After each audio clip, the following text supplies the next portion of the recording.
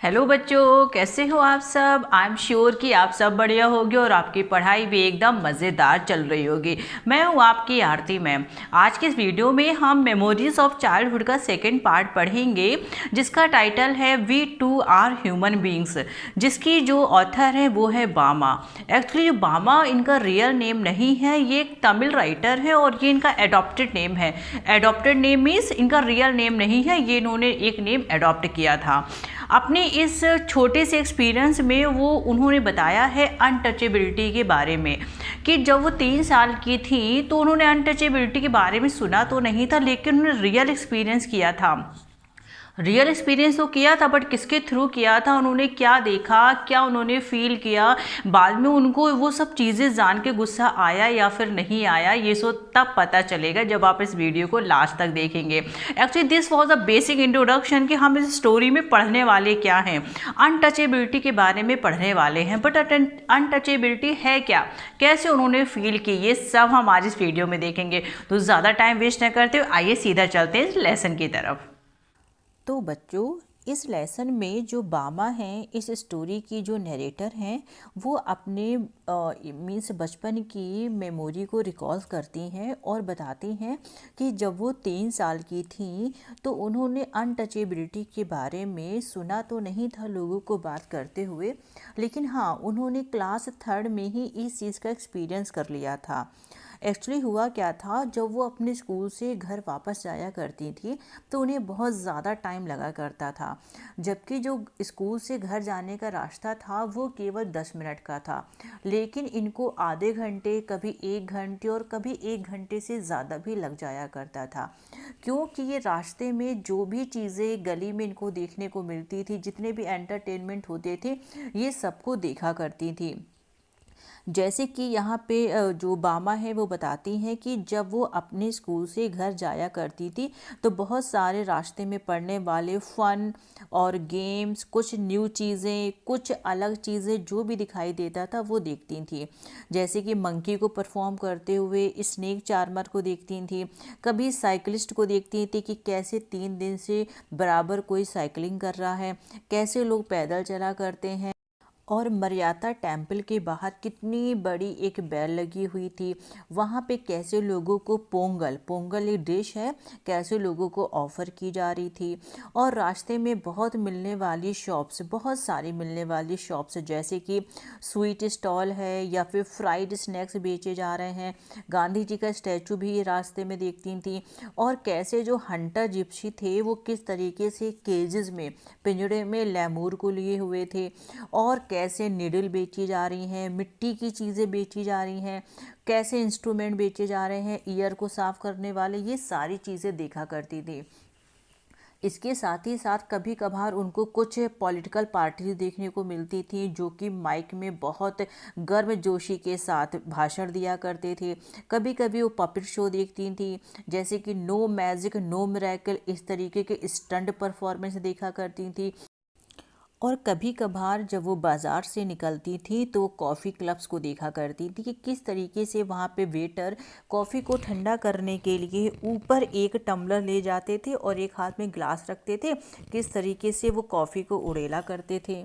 फिर वो आगे बताते हैं कि सीज़न के अकॉर्डिंग, जैसे कि मार्केट में mango, cucumber, sugar cane, sweet potato, palm shoots, gram, palm syrup, palm fruit, guava, jack fruit, ये सारी चीज़ें वो देखा करती थी। इट मीन्स कि ऐसा नहीं कि वो एक दिन में ही सारी चीज़ें देखा करती थी, वो टाइम के अकॉर्डिंग कभी कुछ देखने को मिल जाता था, कभी कुछ देखने को मिल जाता था।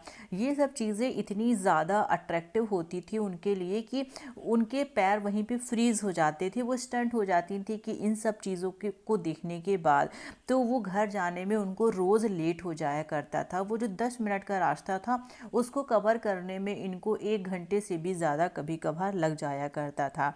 अब जो मेन स्टोरी है इस लेसन की वो ये है कि एक बार क्या होता है कि बामा की ही कास्ट का एक एल्डर मैन आता है। बामा दूर से देखती हैं कि एक आटा चक्की फ्लोर मिल लगी हुई थी और उस फ्लोर मिल का जो ओनर था वो आराम से एक पत्थर की स्लैब बनी हुई थी उस पे बोरा डाल के बैठा हुआ था। और जो बामा की ही कास्ट का एक रिस्पेक्टेड एल्डर मैन आया और उसके हाथ में एक पैकेट था। उस पैकेट को उसने स्ट्रिंग से पकड़ा हुआ था, मीन्स उस पैकेट की डोरी से पकड़ा हुआ था, जिससे वो जो पैकेट है उससे टच ना हो जाए, क्योंकि की कास्ट के लोगों को अनटचेबल समझा जाता था।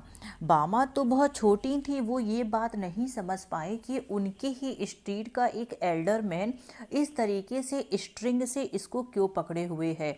उनको समझ नहीं आ रहा था और उनको ये चीज़ बहुत ही ज़्यादा फ़नी लग रही थी कि भाई इतना बड़ा इंसान एक छोटे से पैकेट को इस तरीके से क्यों कैरी किए हुए है।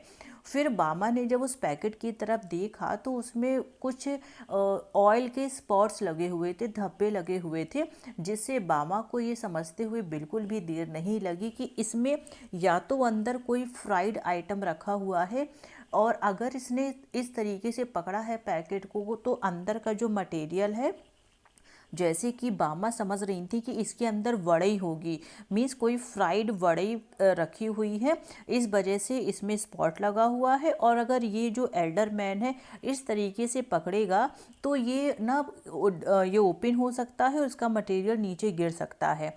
फिर आगे वो देखती हैं कि वो जो एल्डर मैन था वो बहुत जाता है उसके पास, वो फ्लोर मिल का जो ओनर था उसके पास जाता है, बहुत ही रिस्पेक्ट के साथ उनको वो पैकेट हैंड ओवर कर देता है। और उसके बाद वो जो लैंड ओनर था वो क्या करता है, उस पैकेट को खोलता है, उसकी जो बड़ाई होती है उसको जल्दी जल्दी खाने लगता है। ये चीज़ बामा को बहुत ही ज़्यादा मतलब फ़नी लग रही थी।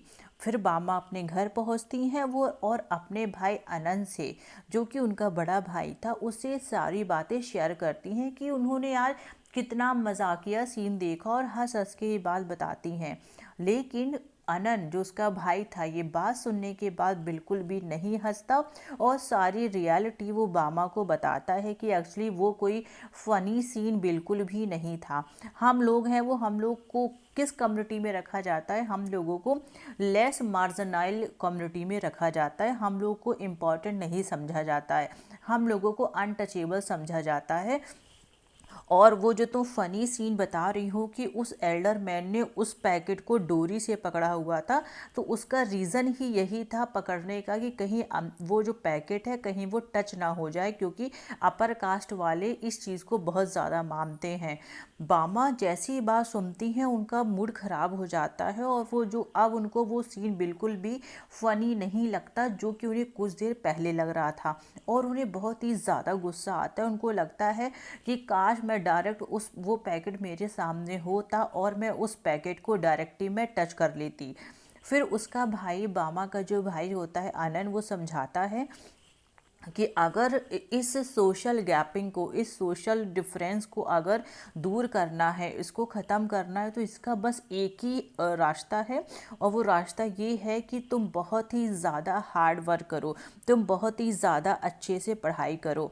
अगर तुम कुछ बन जाओगी, तुम अच्छे से पढ़ाई कर लोगी, अगर तुम होशियार हो जाओगी, तो सब लोग तुमसे खुद ही आके फ्रेंडशिप करेंगे, तुम्हें किसी के पीछे नहीं भागना पड़ेगा। आज जो हम लोगों से सभी लोग डिस्टेंस मेंटेन करने की कोशिश करते हैं, फिर वो ऑटोमेटिकली तुम्हारे क्लोजली आने की कोशिश करेंगे।